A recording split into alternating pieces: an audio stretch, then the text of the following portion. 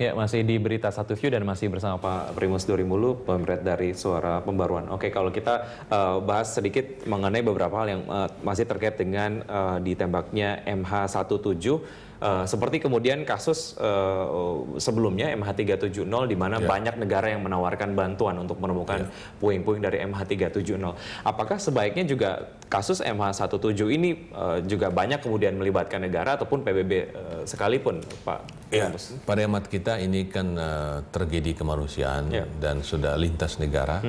Sewajarnya pemerintah Malaysia meminta bantuan internasional. Nah, saya yakin Malaysia akan melakukan itu. Atau barangkali sudah juga. Yang menjadi masalah ini kan sengketa. Apakah Rusia memperkenankan internasional? Kalau internasional kan orang langsung pikir Amerika yang punya teknologi hebat kan.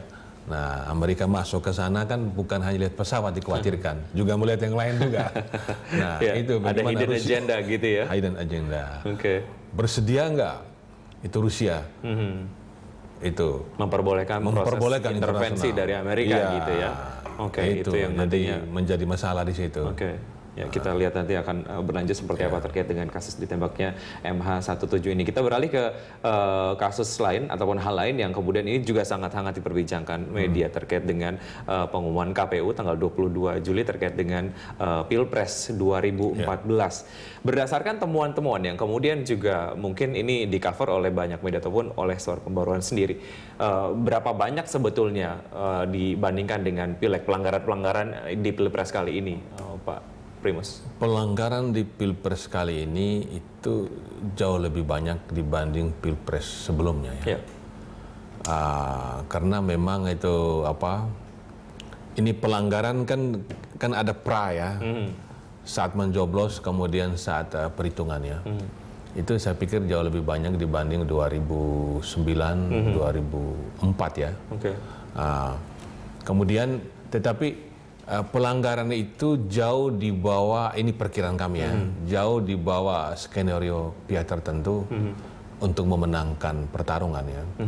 Karena skenario pihak tertentu ya at all cost bagaimanapun melakukan secara sistematis, terstruktur, masif untuk memenangkan.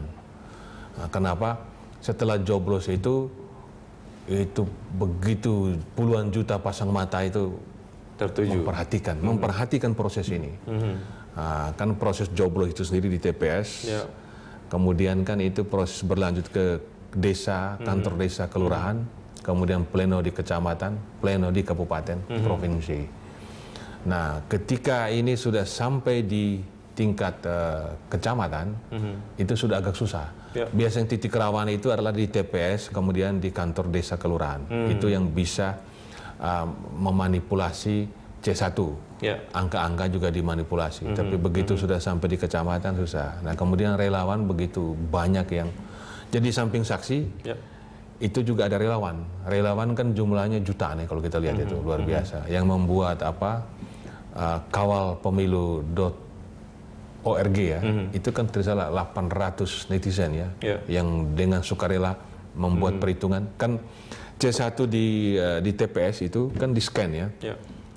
Di-scan langsung bisa masuk ke data KPU. Nah, itu yang diunggah oleh para netizen ini menghitung. Jadi mereka kompilasi berbagai macam data. Nah, ini mereka perhatikan prosesnya. Ini yang sedikit menghambat ya.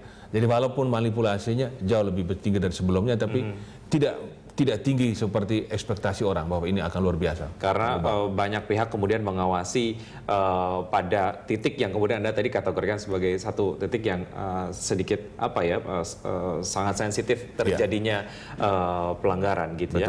Oke, kalau misalnya dilihat dari tugas Bawaslu sendiri sebetulnya sejauh ini seefektif apa dan sebaik apa sudah melakukan kerjaannya dan sejauh mana ada tindakan yang real ketika ada laporan kemudian ada tindak lanjut yang sudah dilakukan. Jadi kalau sebelum joblos kan yang namanya money politics, kampanye hitam, itu saya lihat Bawaslu nggak jelas ya posisi Bawaslu itu.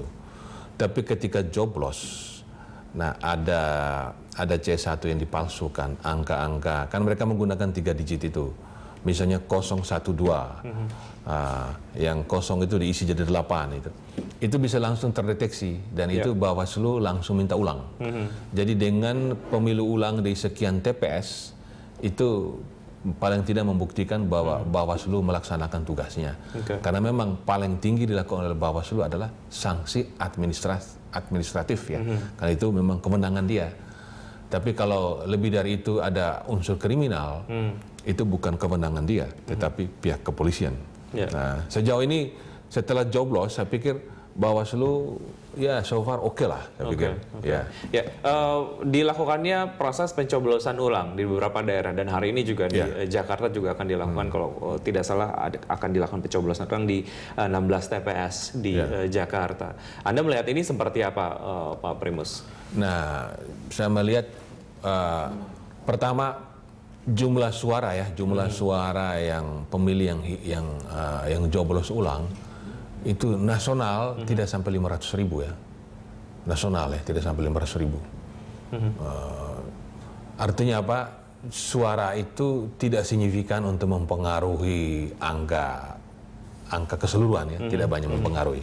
Yang kedua, saya pikir itu pemilih, misalnya kali lalu tanggal 9 dia joblos si A, itu bisa jadi dia kali begitu kedua dia pindah ke B. Karena salah satu faktor adalah mereka melihat bagaimana capres itu dalam merespons berbagai macam kritik, hasil.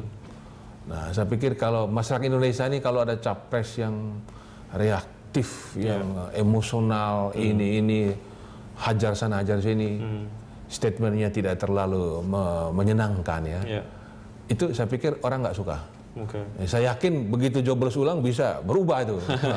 Akan ada swing voters baru gitu ya terkait dengan pencoblosan ulang di banyak TPS di berbagai daerah. Apalagi kalau yang joblos ulang bisa sampai 10 juta, itu bisa mempengaruhi signifikan lagi berubah. Signifikan.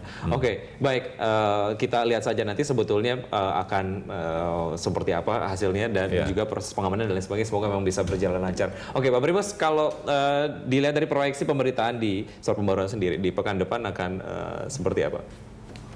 Pemberitaan. Jadi kita pasti konsen nomor 1 bagaimana pengumuman tanggal 22 Juli itu diterima kedua belah pihak. Siapapun yang menang, siapapun yang kalah. Terutama yang kalah tentunya, kalau menang senang lah pesta. Tapi yang kalah ini menerima dengan logowo. Kemudian tidak ada pengerahan massa. Pengerahan massa terbatas karena kalau tidak salah di jalan di Ponorogo sana KPU memberikan tempat ini yang supporternya cawapres pasangan 1, ini yang pasangan kedua diberi sudah ada tendanya. Nah, kalau terbatas jumlahnya misalnya yang datang 500 atau 1.000 oke. Tapi kalau mengerahkan massa sudah sampai 5.000, 10.000, itu berbahaya juga. Kalau tanggal 22 ini begitu pengumuman yang kalah tidak melakukan aksi yang menimbulkan kerusuhan, itu saya pikir bagus sekali dan itu menjadi perhatian media massa. Nomor 1. Yang kedua, apakah hasilnya perbedaan ini signifikan? Nah, kalau perbedaan sudah 3% lebih, ada pasangan yang unggul di atas 3%, kemudian memaksakan MK, itu ya kita nilai membuang waktu, nggak ada gunanya. Kenapa? 1% perbedaan itu nilainya sekitar 1,3, 1,4 juta.